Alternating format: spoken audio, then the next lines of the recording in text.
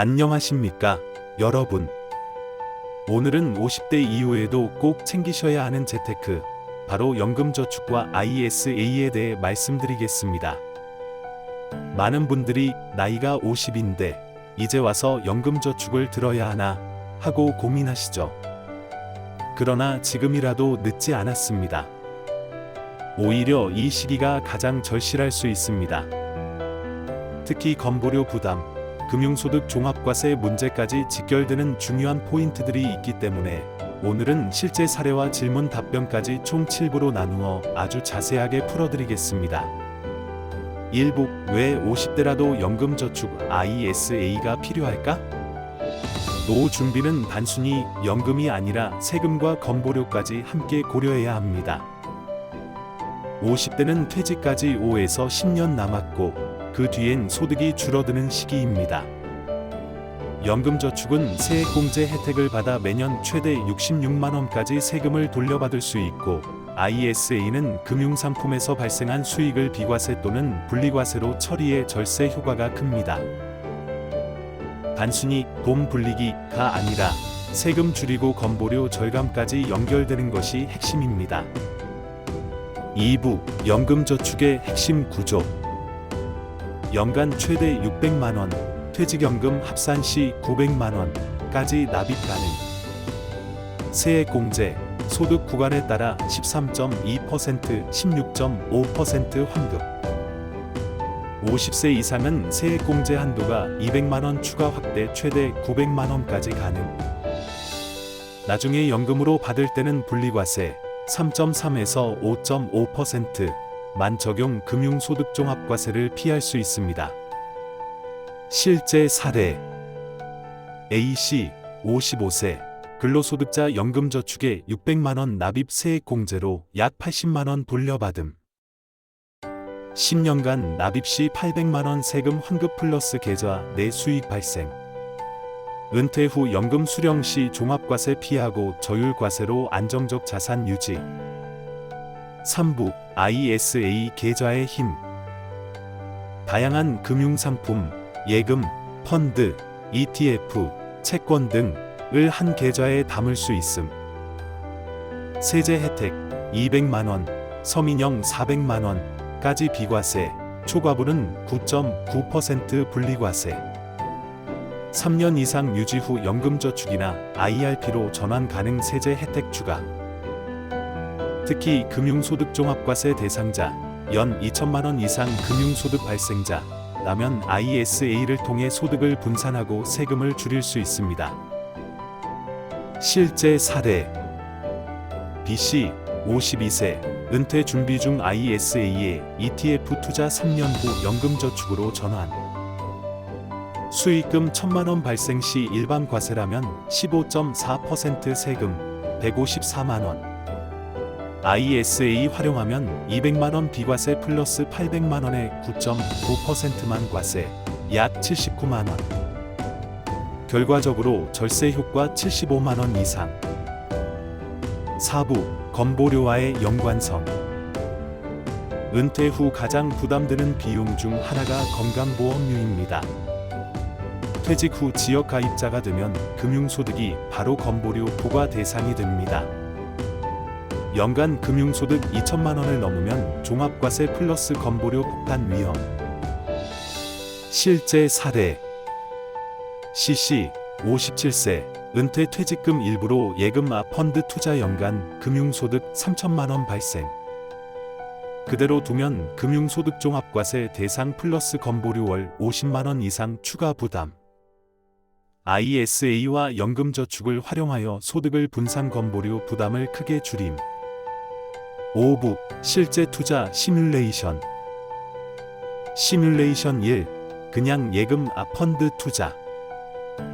원금 1억원, 연 5% 수익 가정 연 500만원 금융소득 발생. 세금 15.4% 77만원 납부. 장기적으로 누적 시 금융소득종합과세 구간 진입 위험. 시뮬레이션 2, ISA 활용. 같은 조건에서 ISA 계좌 사용. 200만 원 비과세 플러스 300만 원에 대해 9.9% 과세, 29.7만 원 세금. 매년 절세 효과 누적. 시뮬레이션 3. 연금저축 활용. 같은 1억 원을 연금저축에 나누어 납입. 세액공제 매년 66만 원 환급 플러스 연금 수령 시 5% 과세. 은퇴 이후에도 금융소득종합과세 대상에서 제외. 6부 잘못된 오해와 함정. 50대라 늦었다. 아닙니다. 오히려 퇴직 전 절세 효과 극대화 가능.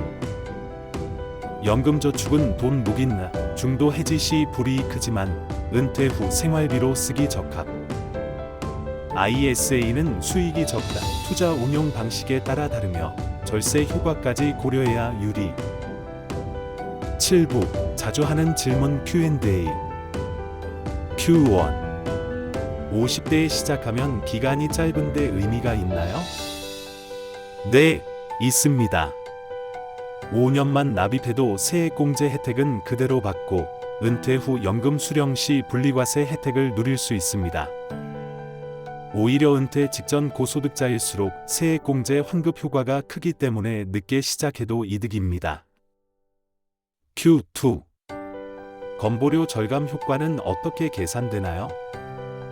일반 금융소득은 그대로 건보료 부과 대상이지만 연금저축에서 받는 연금소득은 일정 부분 제외됩니다. 65세 이후 연금으로 월 100만 원을 받는다면 이는 종합소득에 합산되지 않아 건보료에 직접 반영되지 않습니다.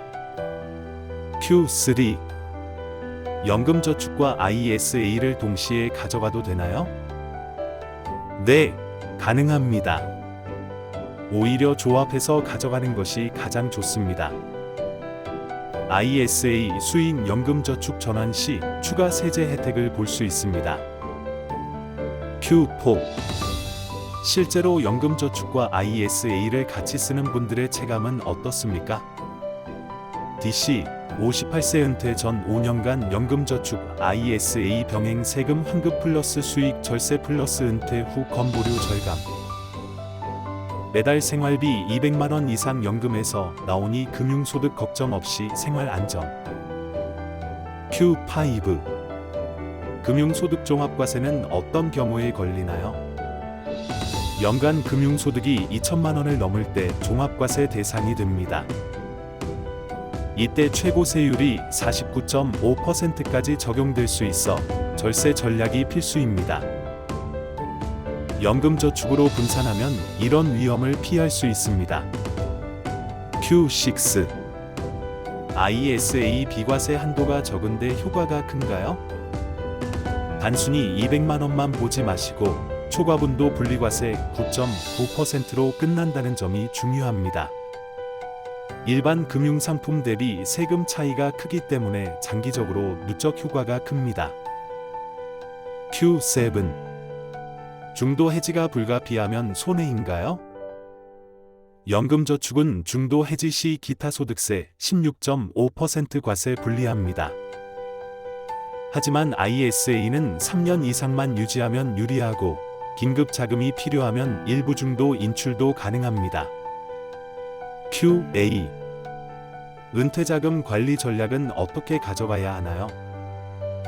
원금은 안정적으로 연금저축에 일부는 ISA로 운용하며 시장 상황에 맞게 투자.